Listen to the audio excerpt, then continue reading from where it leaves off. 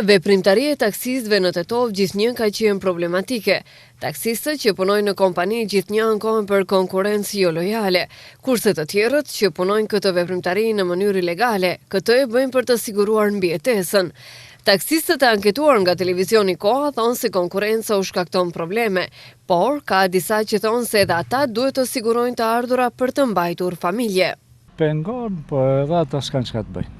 Pengon, është e vërtet se pengon ata, s'pagujnë as ti kontribut kur zhon. Jo, nuk na pengon aq. Nuk na pengon. Ai nuk e soshme bën brenda 20 vjetëve. Ajo vjen si rezultat i papunësisë. Çoj se brenda 20 vjetëve s'në ka marrë as zhon, s'merr kur zhon. Prap nëpërmjet inspektorëve prapë i në qendër vëmendjes për kontrolle. Për gabimet më të vogla vetëm për mosmbajtjen e licencës, në ditë që se kisha në vetur më thanë 3.000 euro, komplet organizimi i punës, në tegër është 500 euro dënimi. Pas si cili ka dalë për një idare, konkurencë, vetë është e në populli që s'ka pare. Po si s'na pengon, shumë na pengon. Se unë punej moti që 20 vjetë. Konkurenca është gjithë një vind tu shtu, nuk tu ndalë. Që komuna nuk merë kur zha masa për t'i ndalë. Që ajo është.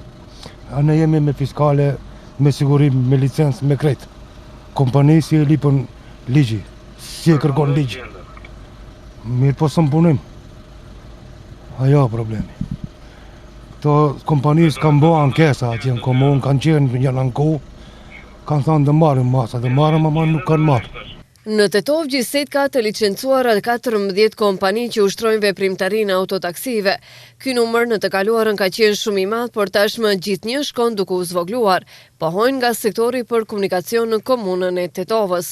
Në ndërkohë, policia e Tetovës këtyre ditëve ka realizuar takime me rreth 30 kompani të taksive në komunën e Tetovës dhe Gostivarit. Nga policia informuan se vozicit e taksi kompanive janë këshilluar që të jenë të pajisur me leje adekuate për vozitje, të mos nisë dhe ndalojnë si dhe ku të mbrin, rregullisht të kontrollojnë gjendjen teknike të automjeteve të tyre, vozicit të mos konsumojnë alkohol, si dhe të kenë kryer kontrollet e detyrueshme mjekësore. Pas vizitave të pjesarëve të policisë nga sektori për punë të brendshme në Tetov, taksi kompanit këshillojnë që në tërësi të respektojnë rregullorën e komunikacionit, si dhe t'i shmangen kaosit të panevojshëm, me çka praktikisht do të kontribuojnë për më shumë rend dhe siguri në komunikacion, në përpjekjet e vazhdueshme të sektorit për punë të brendshme në Tetov, për zvoglimin e numrit të aksidenteve në rajon dhe veçanërisht atyre me pasoja më të mëdha.